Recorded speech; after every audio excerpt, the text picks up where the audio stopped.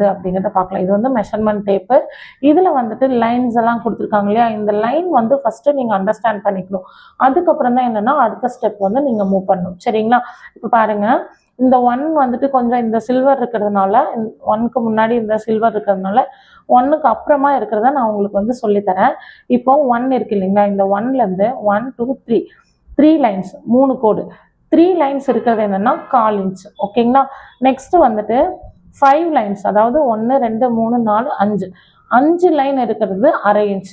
Next 7 line, அதாவது 1 2 3 4 5 6 7 7 line இருக்கிறது என்னன்னு பார்த்துட்டீங்கன்னா 3/4 இன்ச்.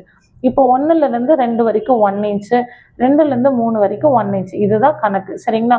நம்மளோட கிளாஸ்ல 3 பாயிண்ட்ஸ் வைங்க அப்படின்னா அது என்ன அர்த்தம்னா 1/4 இன்ச்சுன்னு அர்த்தம். 5 பாயிண்ட்ஸ் வைங்க அப்படின்னா 1/2 இன்ச்சுன்னு அர்த்தம். 7 பாயிண்ட்ஸ் வைங்க அப்படின்னா 3/4 இன்ச்சுன்னு அர்த்தம். இதை ஃபர்ஸ்ட் அண்டர்ஸ்டாண்ட் பண்ணிக்கோங்க.